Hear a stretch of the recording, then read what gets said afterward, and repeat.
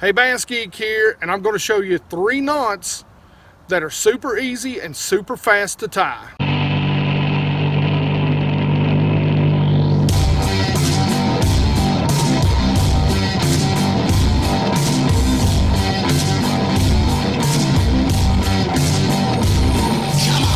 So most of you guys know I love to tournament fish. I fish as a co-angler, and this video is going to really apply to you guys that fish from the shoreline. Anyone who is really restrictive in how much time they have or how many rods and reels they have, these 3 knots are super fast. Now, you know, can I tell you that they're the strongest knot you can tie?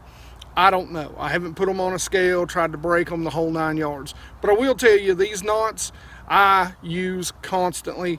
And you see how many fish I boat flip into the boat, and you see how many fish I catch. I don't have a problem with knot failure. So one of the biggest things for me when I'm co-angling, you know, I only have 5 rods and reels that I can bring. So if you go back and you look at the 2 videos where I talk about how to spool your line, why to use braid, why to use leaders, and how I put my leaders on my rods and reels, well, one of the biggest advantages to that is that I'm able to change without losing a ton of line, just a certain portion of line. And so I'm able to make on-the-fly changes, and with these knots, I can be super efficient when I make those changes. They're sturdy, they hold up, and they're super fast to tie. So when I go fishing, everything really for me revolves around efficiency, because the more that I can put my bait in the water, the more fish I can put my bait around, the more likely I am to catch a bass.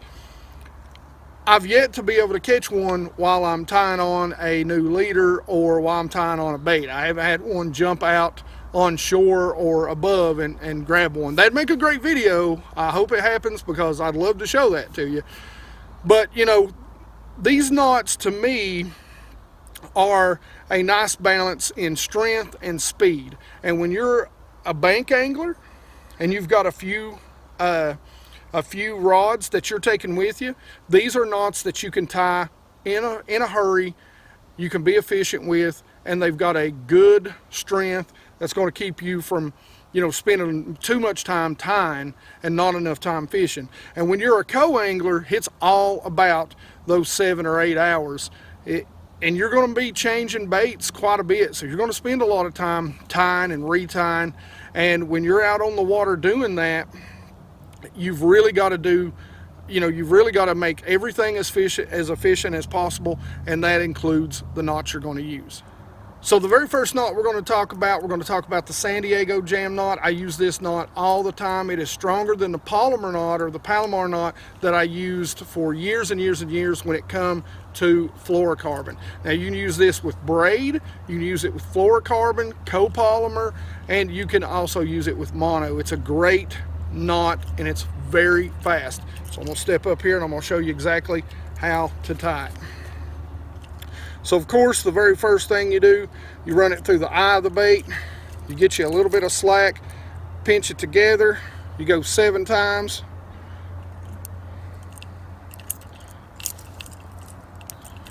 You go through the bottom loop, you go through the top loop, you wet it, and people, you're done. And I tied that actually slowly for you. I can tie that a lot faster, and with some practice you can too. But that knot is on there solid. Cut your tag line off and you're good. Alright, so now I'm going to show you how to tie the San Diego jam knot slowly. This is going to represent our hook eye. This will represent our line. So of course the first thing you're going to do is you're going to run your line through the hook eye. Now you're going to double your line down. You're going to pinch your line right here at the top, hold it together. Now I'm only going to wrap this 4 times because of the type of line this is, but most of the time you're going to want to wrap it 6 to 7 times. So we'll go 1, 2, 3, 4. And now you can see you've got a loop here and a loop at the top. So what you're going to do is you're going to run that line through that loop and then back through the loop at the top. At this point is when you're going to wet it, and you can see you're going to cinch it down, and then at that point you're going to slide it down, and there you have the San Diego jam. Guys, it's a good, fast, very easy, quick knot to tie, as you've seen earlier. Make sure you go back and watch how I tie it in after you see this in, a little faster. There's a couple of tricks and techniques that will speed it up other than doing it here. Now this knot is one I use to tie my leader to my main line. And guys, since I use braid as my main line a whole lot, or as backing, and I use fluorocarbon 90% of the time, this is the knot I use. And this is the double uni knot. And listen guys, I know the FG knots out there, but I don't feel like taking 5 minutes to tie a knot when I'm in a tournament as a co-angler if I'm having to change line sizes. So the double uni knot does the job. Generally, I'm not casting that unless I'm casting it on spinning gear. And spinning gear, guys, you've got a lot bigger eyes on spinning gear. So, the knot comes through just fine. You just need to make sure that you're trimming up your tag ends. So again, I'm going to step up and I'm going to show you how fast this knot is to tie, and then we'll slow down and we'll actually show you up close. So here we go. What you do is you take both lines, you pinch them, you bring them together, you basically make an overhand knot, and here it is. 1, 2, 3, and generally I will go 4 times. I'll cinch that knot down, not all the way. I'll take the other side, the braid, and I'll do the same thing. 1, 2, 3, 4, cinch it down, wet the knots, pull them together, and then you cut the tag in. It's that simple, guys. There it is. You're back to fishing. So the double uni knot, let's slow it down now and I'll show you how we tie it. This line is going to represent our leader. This line will represent our main line or braid. The very first thing I do is I bring them both together. I kind of let them just hang there limp, and then I put them together, cross them over, and just pinch them. I'll then come to one side, and basically what I'm going to do is I'm going to take and make an overhand knot. But I'm going to wrap it, depending on the line size, anywhere from 4 to 6 times. Again, because of this, we'll wrap it 3 to 4 times.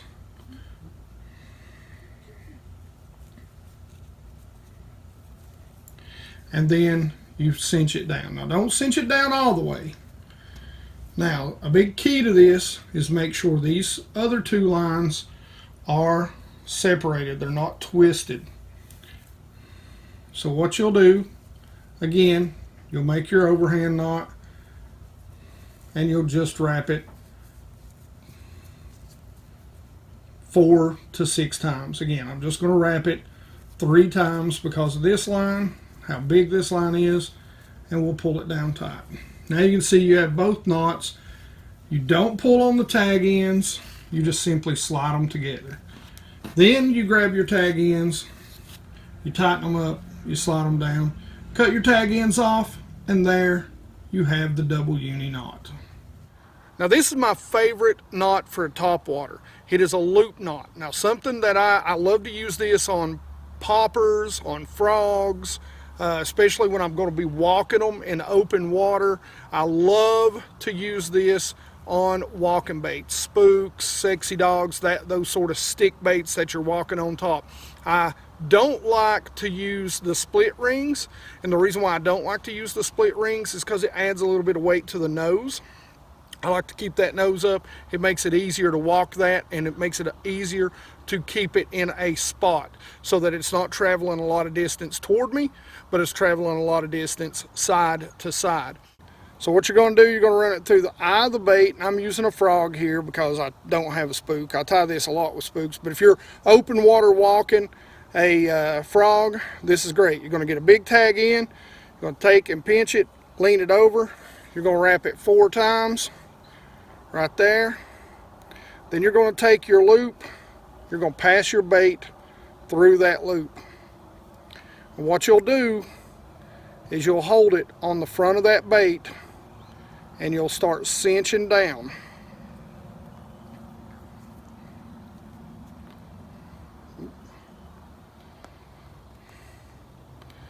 And move that bait down to where you've got a nice little loop right on the head of it.